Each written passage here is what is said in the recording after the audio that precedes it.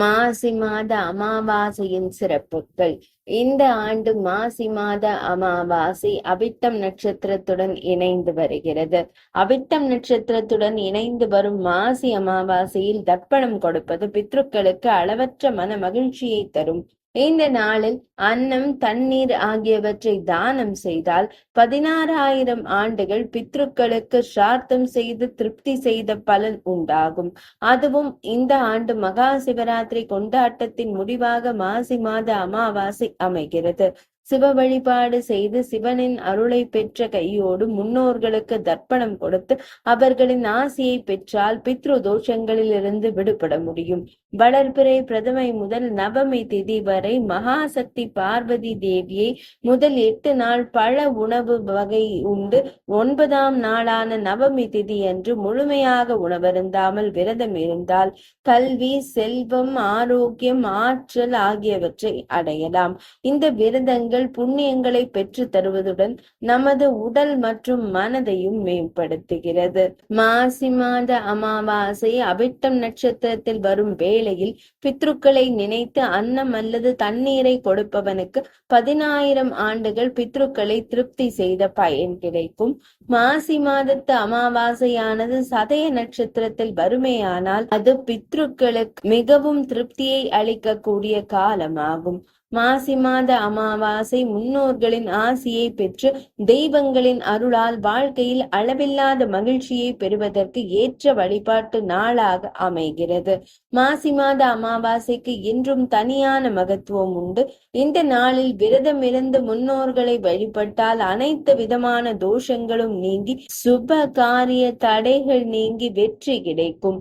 மாசி மாத அமாவாசை எந்த நட்சத்திரத்துடன் வருகிறது என்பதை பொறுத்து நாம் செய்யும் தர்ப்பணம், சிரார்த்தம், புனித நீராடல், முன்னோர் வழிபாடு, தான தர்மங்கள் ஆகியவற்றிற்கான பலன்கள் மாறுபடும். பொதுவாக மாசி மாத அமாவாசையில் தர்ப்பணம் கொடுத்தால் நம்முடைய முன்னோர்கள் மனம் திருப்தி அடைந்து நமக்கு ஆசி வழங்குவதுடன் அவர்கள் செய்த பாவங்கள் நீங்கி முக்தி கிடைக்கும். மாசி மாத சிறப்புகளில் முக்கியமானது அமாவாசை திதியாகும். இது மிக முக்கியமான வழிபாட்டு நாளாகும். இது பாவங்கள், தோஷங்கள் ஆகியவற்றில் இருந்து நாம் மட்டுமன்றி நம்முடைய குடும்பத்தினர்கள் மற்றும் முன்னோர்களும் விடுபடுவதற்கு உதவியாக இருக்கும். மாசி மாத அமாவாசை இந்த ஆண்டு வியாழக்கிழமை வருகிறது. அமாவாசை அன்று விரதமிருந்து முன்னோர்களை வழிபடுவது மிக முக்கியமான வழிபாடாக கருதப்படுகிறது. மாசி மாத அமாவாசையை பால்குண அமாவாசை என்றும் பால்குண மாதத்தின் நிறைவு நாள் என்றும் கூறுவதுண்டு. இது பித்ரு தோஷத்திலிருந்து விடுபடுவதற்கான நாளாக கருதப்படுகிறது. மாசி மாத அமாவாசை முன்னோர்களை விரதமிருந்து வழிபட்டு தானம் செய்து புனித நீராடி துன்பங்களில் இருந்து விடுபடுவதற்கான நாளாகும். இந்த நாளில் கங்கை, யமுனை, சரஸ்வதி போன்ற புனித நதிகளில் நீராடுவதால் நாம் மட்டுமன்றி நம்முடைய முன்னோர்களும் பாவங்களில் இருந்து விடுபடுவார்கள் என கூறப்படுகிறது.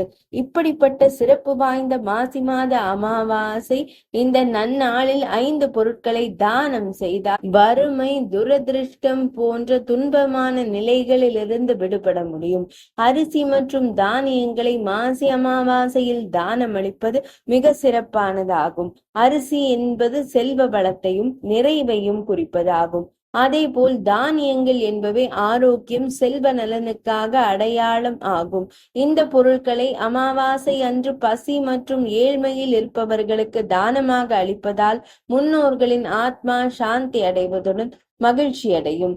இது குடும்பத்தில் உள்ள அனைவருக்கும் ஆசைகளை பெற்றுத்தரும். எள் மிக முக்கியமான பொருளாக இந்து சமயத்தில் கருதப்படுகிறது.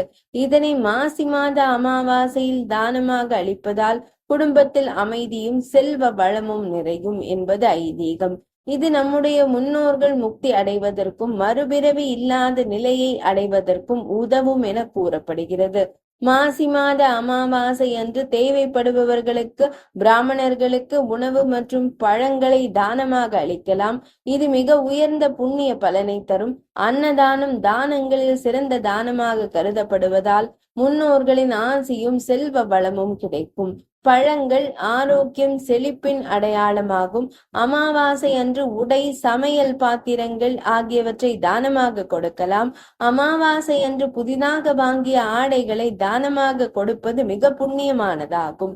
அமாவாசையில் எண்ணெய், நெய் ஆகியவற்றை தானமாக அளிப்பதும் நல்லது. நெய் வளர்ச்சியின் அடையாளமாகவும், எண்ணெய் என்பது ஞானத்தின் அடையாளமாகவும் கருதப்படுகிறது. அதனால் ஆலயங்களுக்கு விளக்கேற்ற எண்ணெய் வாங்கி தரலாம். ஏழைகளின் இல்லங்களில், கோயில்களில் சமைக்க வாங்கி கொடுப்பதால் இல்லத்தில் அமைதியும் நேர்மறை ஆற்றல்களும் நிறைந்திருக்கும். மாசி மாத அமாவாசையின் சிறப்புகள் நிறைவடைந்தன.